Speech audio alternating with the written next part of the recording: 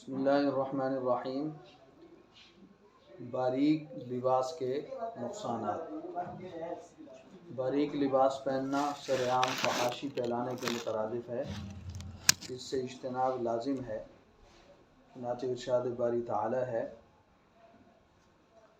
ان الذين يحبون ان تشيع الفاحشة في الذين آمنوا لهم عذاب أليم في الدنيا والآخرة واللہ یعلم وانتم لا تعلمون۔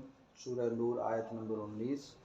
بے شک جو لوگ مومنین میں بے حیائی پھیلانے کو پسند کرتے ہیں، ان کے لیے دنیا و آخرت میں دردناک عذاب ہے، اور اللہ انہیں خوب جانتا ہے، تم نہیں جانتے۔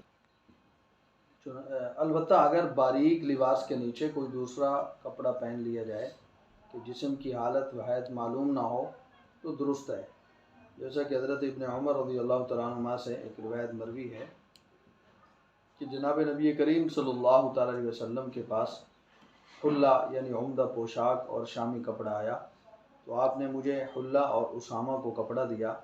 میں اپنا حلہ پہن کر حاضر ہوا تو آپ صلی اللہ علیہ وسلم نے حضرت اسامہ سے پوچھا کہ تم نے اپنے کپڑے کا کیا کیا؟ اسامہ نے کہا کہ میں نے اپنی اہلیہ کو دے دیا۔ تو آپ صلی اللہ علیہ وسلم نے ارشاد فرمایا کہ اسے کہو کہ اس کے نیچے کوئی موٹا کپڑا پہن لے تاکہ اس کے جسم کے اعضاء اور ہڈیوں کا حجم مردوں کے سامنے ظاہر نہ ہو۔ باریک لباس پہننے کے نقصانات سائنس کی روشنی میں بھی حضرات نے بیان کیے ہیں۔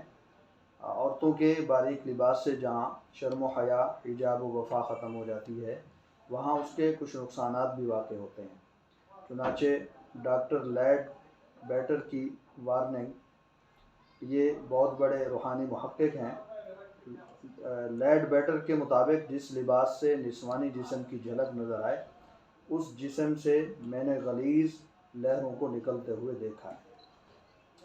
اور اسی طرح سورج میں موجود الٹرا وائلٹ ریزر سخت گرمی میں جلد اور جسم کے لیے بہت نقصان دہ ہوتی ہیں۔ اگر لباس موٹا ہو تو یہ شعاعیں لباس سے باہر رک جاتی ہیں، اور اگر لباس باریک ہو تو یہ شعاعیں جلد کو بہت زیادہ نقصان پہنچاتی ہیں۔